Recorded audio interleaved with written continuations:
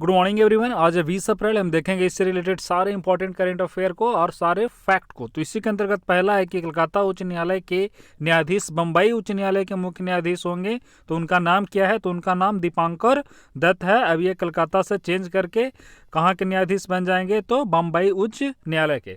अब चलिए कोलकाता उच्च न्यायालय से जो प्रश्न बनते हैं जीएस के दृष्टि से उसे हम देख लेते हैं। तो यहाँ पे सबसे पहले आपको ये जानना है कि कोलकाता जो हाई कोर्ट है it is the one of the oldest high court of India. क्योंकि जो इसकी स्थापना है वह कब हुई है? तो काफ़ी पहले हुई है। इसका डेट आपको याद रखना है 1 जुलाई 1862 यह इस्टेब्लिश किया गया था जो कलकत्ता उच्च न्यायालय है। अब चलिए हम इसके ज्यूरिडिक्शन यानी कि अधिकार क्षेत्र का बात करते हैं, कहाँ कहाँ तक है। तो इसका जो अधिकार क्षेत्र है पश्चिम बंगाल के अलावे अंडमान निकोबार है वहाँ तक है।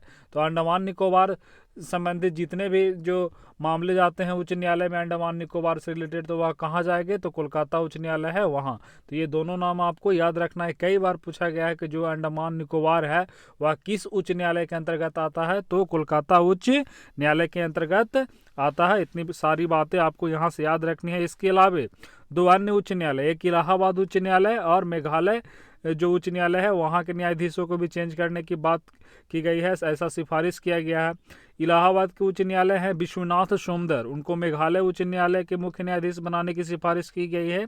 साथ ही जो मेघालय के होंगे जो रफीक जी हैं उनको चेंज करके उड़ीसा का बनाया जाएगा। तो ये इतने सारे बात आपको यहाँ से याद रखनी है। चलिए नेक्स्ट अगले प्रश्न की ओर बढ़ते हैं। यहाँ पे कहा गया है कि किस देश ने कोविड-19 को लेकर विश्व स्वास्थ्य संगठन के रवैये की निष्पक्ष अंतर्राष्ट्रीय जांच कराने की मांग की है? तो ऐसा किसने किया है? ऑस्ट्रेलिया ने।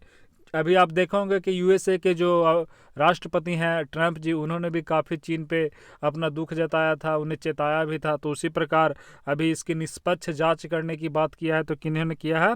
तो ऑस्ट्रेलिया ने ऐसा किया है। तो चलिए हम अभी WHO काफ़ी ज़्यादा खबरों में है, तो आप इसके जो अभी डायरेक्टर जनरल हैं उनका नाम आप याद रखिएगा। इससे काफ़ी ज़्यादा लग रहा है ऐसा प्रश्न पूछा जा सकता है। तो चलिए वर्ल्ड हेल्थ ऑर्गेनाइजेशन के बारे में जान लेते हैं थोड़ा। इसकी फॉर्मेशन कब हुआ था? तो इसका फॉर्मेशन 7 अप्रैल 1948 को हुआ था। साथ ही यह एक किसकी संस्था है? तो यूनाइटेड नेशन की जो संस्था है, स्पेशलाइज्ड एजेंसी है। और इसका चलिए हेडक्वार्टर के बारे में जानते हैं। तो इसका हेडक्वार्टर आप याद रखिएगा कहाँ है? तो जिनेवा, स्विट्जरलैंड। जिनेवा क्या है? तो स्विट्जरलैंड का एक शहर है। इसके अध्यक्ष के बारे में बताया गया था, जिसको हेड है उनका नाम आपको याद रखना है, वो है टेड्रोस एधेनम। तो इनका नाम आपको याद रखना है। जो इनके डायरेक्टर जनरल है इनसे प्रश्न बनेंगे ही। तो कौन है? टेड्रोस एधेनम। चलिए नेक्स्ट अगले प्रश्न की ओर बढ़ते हैं। अगले प्रश्न की ओर बढ़ने से पहले हम ऑस्ट्रेलिया के बारे में थोड़ा उसके लोकेशन को देख लेते हैं। ये रहा हमारा प्यारा देश भारत। भारत से ठीक आप इसके नीचे आइए यानी कि दक्षिण में आइए। तो ये कौन सा महासागर हो गया? ये हिंद महासागर हो गया। देखिए हिंद महासागर से आप यहाँ से रिलेट करके याद करिए, ये है ऑस्ट्रेलिया। इधर कौन सा महासागर हो गया? तो प्रशांत महासागर हो गया। अब चलिए ऑस्ट्रेलिया की राजधानी के बारे में जानिए कि ऑस्ट्रेलिया का राजधानी कहाँ है? तो ऑस्ट्रेलिया की राजधानी कैनबरा है। और इसके जो प्राइम मिनिस्टर है वह कौन है? Scott Morrison. कौन है प्राइम मिनिस्टर? Scott Morrison. चलिए अगले प्रश्न की ओर बढ़ते हैं। तो अगला प्रश्न में यहाँ पे कहा गया है कि कोविड-19 का टीका और दवाएं विकसित करने के लिए एक उच्च स्तरीय टास्क फोर्स का गठन किया गया है। इस सह प्रमुख प्रधानमंत्री के वैज्ञानिक सलाहकार के अलावे और कौन इसमें शामिल है? तो यह जो विकसित किया गया है गठन, जो स्तरीय टास्क फोर्स है जिसको गठन किया गया है, इसमें प्रधानमंत्री के जो वैज्ञानिक सलाहकार है वो सह संस्थापक के रूप में शामिल हैं। तो यहाँ पूछा जा रहा है कि इनके अलावे और कौन शामिल है? तो यहाँ पे इसके अलावे नीति आयोग के अन्य सदस्य भी इसमें शामिल है। नीति आयोग के बारे में बताया गया है कि इसकी स्थापना कब हुई थी? तो 1 जनवरी 2015 को यह योजना आयोग का रूप लिया था नीति आयोग। इसके अध्यक्ष कौन होते हैं? तो इसके अध्यक्ष प्रधानमंत्री होते हैं। उपाध्यक्ष अभी कौन है? तो राजीव कुमार है। CEO यानी कि चीफ एग्जीक्यूटिव ऑफिसर तो ये अमिताभ कांत हैं। तो ये इतनी सारी बातें आपको यहाँ से याद रखनी है, रट जाना है, क्योंकि डेली इसका प्रैक्टिस किया यहाँ पे हो रहा है। नेक्स्ट अगला प्रश्न काफ़ी इंपॉर्टेंट है, चलिए इसे देखते हैं। कहा गया कि हाल ही में 2020 के लिए एशियान की अध्यक्षता किसे मिला है? सबसे पहले एशियान है, तो हम चलिए एशियान के बारे में थोड़ा इसका फुल फॉर्म जान लेते हैं। तो क्या होता है? Association of south east Asian Nations, जो साउथ ईस्ट जितने भी एशियन नेशंस है उसके बारे में कहा गया। चलिए हम जानते हैं साउथ ईस्ट एशियन नेशन क्या। ये देखिए ये हो गया हमारा एशिया का मैप, यहाँ पे हो गया हमारा प्यारा देश भारत, और ये अब ये हो गया पूरा एशिया। तो ये जो एशिया का पार्ट आ रहा है ये कहाँ पे आ रहा है, साउथ ईस्ट में। यहाँ पे देखिए ईस्ट है, यहाँ पे है साउथ, तो ये वाला पार्ट सारे कहाँ आ रहा है, साउथ ईस्ट में। तो इसीलिए साउथ ईस्ट के राजनीतिक, आर्थिक, सुरक्षा और सांस्कृतिक मुद्दों पर चर्चा करने के लिए एक शिखर सम्मेलन होता है, उसे ही आसियान कहते हैं। उन सभी देशों में भारत तो इनका मुख्य रूप से यहाँ पे उसका सदस्य नहीं है, लेकिन भारत एक स्पेशल, अर्थात अन्य सभी सदस्य एक जगह होते हैं और भारत अलग से अकेले इन सभी से वार्तालाप करता है। तो ये हमारे लिए काफ़ी इम्पोर्टेंट हो जाता है, क्योंकि यहाँ हम अपने वस्तुओं का काफ़ी निर्यात भी करते हैं। तो ये उस दृष्टिकोण से, यानी कि राजनीतिक दृष्टिकोण से, ये सारे जो भौगोलिक स्थिति हैं काफ़ी महत्वपूर्ण हो जाते हैं। तो चलिए हम आसियान के बारे में थोड़ा और डिटेल करते हैं, इसे देखते हैं। ये देखिए जो ग्रीन से दिखाया गया है जितने भी देश, यही सब आसियान के मेंबर हैं। आसियान में अभी कुल 10 सदस्य हैं, जो 10 देश हैं यह इसके सदस्य हैं।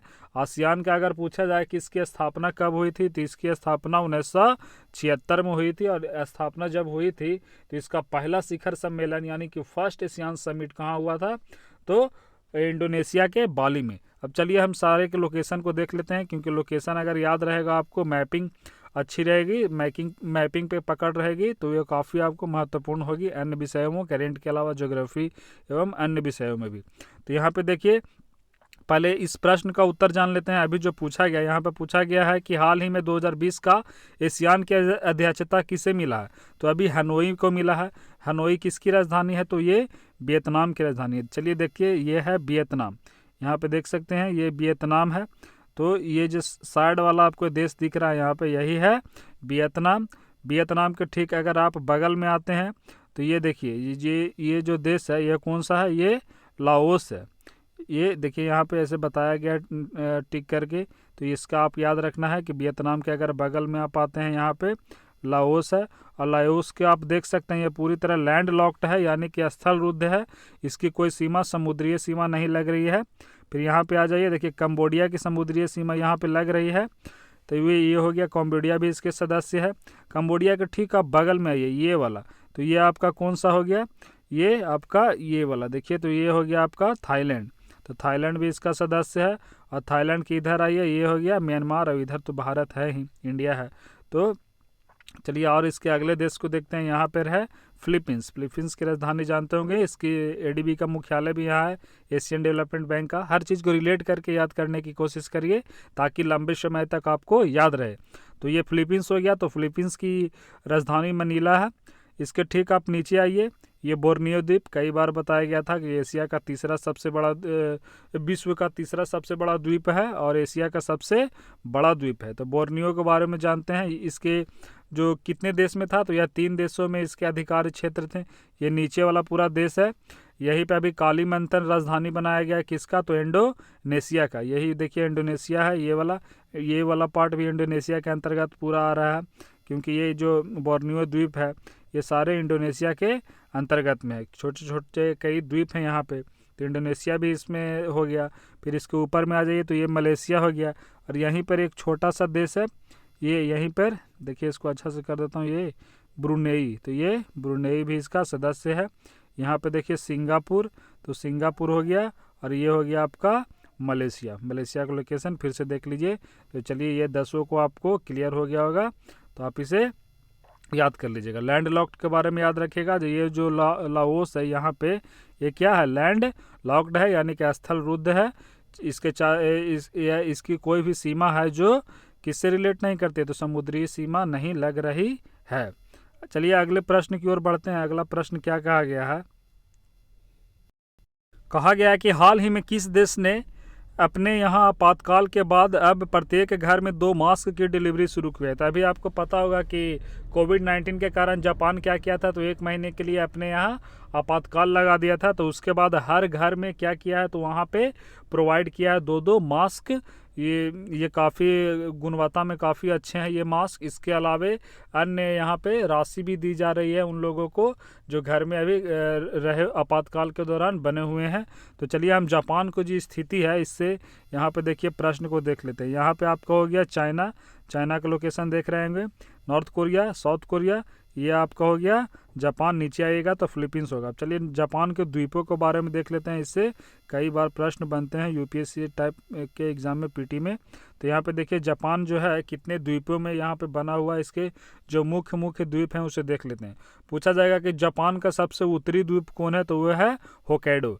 तो याद रखिएगा जापान को जो सबसे ऊपरी द्वीप है वो है होक्काइडो। उसके ठीक नीचे ये जो सबसे बड़ा द्वीप आपको यहाँ पे दिख रहा है जापान का, ये कौन सा है, तो ये है होन्शु। तो होक्काइडो के नीचे ठीक आइएगा तो आप हो जाएगा होन्शु। तो जो टोक्यो है वह कौन सा द्वीप पर स्थित है, तो ऐसे भी रिलेट करके याद रख सकते हैं कि जो टोक्यो अर्थात जापान की जो राजधानी है टोक्यो, वह कौन सा द्वीप पर है, तो होन्शु द्वीप पर स्थित है। अब होन्शु को ठीक आप नीचे आइए, तो होन्शु के नीचे आइए तो यहाँ पे देखिए ये वाला जो द्वीप आपको दिख रहा है छोटा सा, ये है शिकोकू। और सबसे अंतिम है इसका जो दक्षिणी द्वीप है वो क्यों, जो सबसे बड़ा अर्थात कह सकते हैं जो है वह कौन है, क्यूशू। तो ये आपको याद रखना है सबसे बड़ा यहाँ पे कौन हो गया, तो ये जो आप बीच में देखे थे होन्शु सबसे बड़ा द्वीप हो गया। और सारे को आपको यहाँ से आप रिलेट करके याद रखना है। चलिए एक बार फिर से मेरे साथ बोलिए कौन कौन है, होक्काइडो, होन्शु, ये सारे क्रमबद्ध में है उत्तर से दक्षिण की ओर। तो होक्काइडो, होन्शु, शिकोकू और क्यूशू। तो यहाँ से ये सारे आपको याद रखना। इधर हो गया नॉर्थ पैसिफिक यानी कि उत्तरी प्रशांत महासागर। चलिए जापान के प्रधानमंत्री कौन है इसके बारे में बताइए। जापान के प्रधानमंत्री शिंजो अबे हैं। अगले प्रश्न की ओर आते हैं। यहाँ पे तो कहा गया हाल ही में नॉर्मन हंटर का निधन हो गया, वह किस क्षेत्र से जुड़े थे, तो वे एक ब्रिटेन के काफ़ी अच्छे फुटबॉलर थे, तो वे एक खिलाड़ी थे। तो क्या थे फुटबॉलर, कौन थे, तो नॉर्मन हंटर, ये नाम आपको याद रखना है। अगले प्रश्न की ओर बढ़ते हैं। तो यहाँ पे कहा गया है कि हाल ही में गार्टनर 2019 डिजिटल वर्क प्लेस सर्वे के अनुसार विश्व का सबसे डिजिटल रूप से कुशल देश कौन सा है, तो विश्व का जो सबसे कुशल देश है वह किसे कहा गया, जो डिजिटली काफ़ी ज़्यादा कुशल है। लोग यहाँ काफ़ी ज़्यादा इच्छुक हैं डिजिटल के प्रति, अब धीरे धीरे ऐसा काफ़ी संख्या बढ़ रहा है। तो ऐसा भारत के बारे में कहा गया है, किसके द्वारा कहा गया, तो गार्टनर, ये नाम भी आपको याद रखना है। चूँकि भारत के बारे में कहा गया है तो यहाँ से आपको ये पूरी याद रखना है। हाल ही में भारत सरकार ने घोषणा की कि लॉकडाउन की वजह से कोविड-19 के मामलों की वृद्धि दर में कितने प्रतिशत की कमी देखने को मिली है, तो ऐसा 40% को कमी देखने को मिला है। आपको लग रहा होगा कि जब से लॉकडाउन हुआ है तो संख्या तो बढ़ी है, फिर कमी कैसे देखने को मिला, तो चलिए इसको समझ लेते हैं। केंद्र सरकार के अनुसार लॉकडाउन से पहले यह जो मामला था 3 दिनों में दोगुना हो जा रहा था। यानी कि पहले जो कुछ पेशेंट थे वह 3 दिनों में देखा जा रहा था कि पहले अगर 4 पेशेंट बीमार हैं तो 3 दिनों में यह दोगुना देखने को मिल रहा था, 8 देखने को मिल रहा था। लेकिन अब क्या हुआ, यह संख्या जो थोड़ा घटी है, अब यह जो दोगुना देखने को मिल रहा है वह अब 6.2 दिन यानी कि 6.2 दिनों में अब यह संख्या दोगुनी हो रही है। भले ही संख्या बढ़ी है लेकिन उसका जो प्रतिशत है काफ़ी कम है, तो इसीलिए कहा गया 40% की कमी देखने को मिला है। कहा गया कि हाल ही में कहाँ के अनुसंधानकर्ताओं ने रोगाणुओं का कुशलतापूर्वक पता लगाने के लिए बफ स्निफर विकसित किया है। तो यह कहाँ के जो अनुसंधानकर्ता हैं, रिसर्चर हैं, इसके द्वारा किया गया, तो यह पुणे के हैं। तो आपको ये याद रखना है। इसके अलावा आपको एक अन्य प्रश्न है जो आज का अंतिम होगा, आप उसे याद रखना है कि हाल ही में किस राज्य ने ग्रीन पीट वाइपर की एक नई प्रजाति का खोज किया है। यह सांप है, काफ़ी जहरीला सांप है, तो यह कौन सा है, यह कहाँ के जो वैज्ञानिक है इन्होंने ऐसा किया है, या कहाँ का राज्य है जो नई प्रजाति के बारे में खोजा गया है, तो वह अरुणाचल प्रदेश का एक जो वहाँ के जो लोग वैज्ञानिक हैं उनके द्वारा किया गया है। तो आपको राज्य याद रखना है कौन सा, अरुणाचल प्रदेश। चलिए वीडियो को यहाँ पे समाप्त करते हैं, धन्यवाद।